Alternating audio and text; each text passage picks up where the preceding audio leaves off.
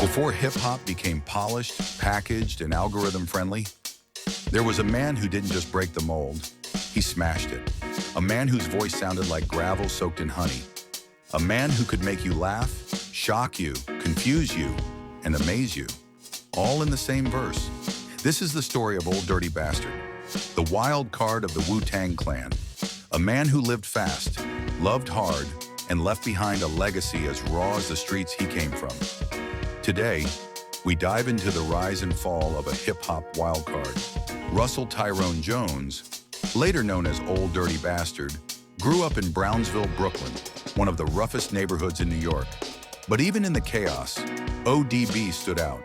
While other kids were trying to survive, he was cracking jokes, singing in wild voices, beatboxing and freestyling like he had a spotlight on him, even when no one was watching.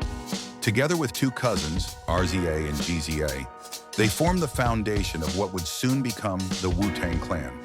What made ODB different wasn't just talent, it was fearlessness. He rapped like he didn't care about flow patterns or rules. He sang off-key on purpose. He brought humor, danger, and joy in equal measure. He wasn't trying to fit in, he was trying to be one of one. When Wu-Tang Clan dropped Enter the Wu-Tang 36 Chambers in 1993, hip-hop was never the same. Each member had their own flavor. But ODB, he was the spice no one else could imitate. Just listen to him on Protect Your Neck or Shame on a Numb. Hey, he didn't just rap, he exploded onto the track. His voice sounded like a mix of comedy, chaos, and soul. Fans didn't just hear ODB, they felt him. He became the Clan's wild card, the element no one could predict.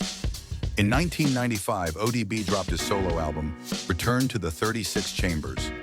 Critics expected something rough, but the album was a masterpiece of controlled chaos. Songs like Brooklyn Zoo and Shimmy Shimmy Ya turned him into a household name. He even crashed other artists' award speeches, said wild things on live TV, and famously showed up to pick up food stamps in a limousine for an MTV segment. To the world, it was hilarious. To hip-hop, it was legendary. To the people close to him, it was a sign of something deeper. ODB wasn't just unpredictable, he was spiraling. With fame came the dark side. Run-ins with the law, assault charges, drug possession, probation violations.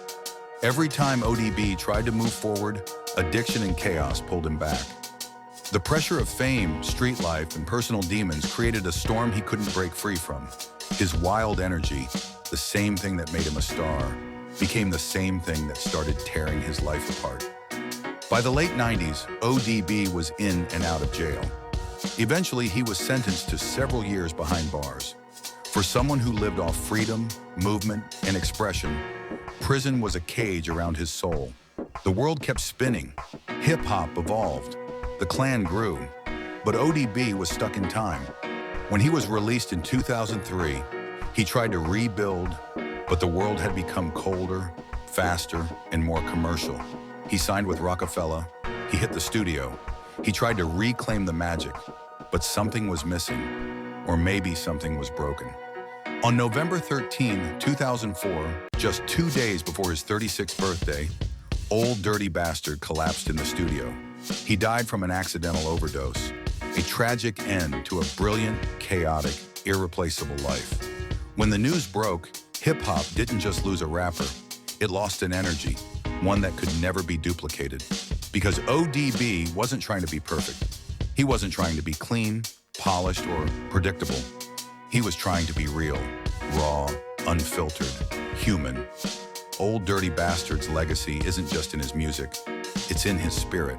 Artists today still borrow his style, his humor, his freedom, his wild vocal swings, but no one can truly recreate the energy he brought to hip-hop. He taught us that you don't have to fit the mold. You don't have to follow the rules. You just have to bring your truth, no matter how messy, loud, or complicated it is.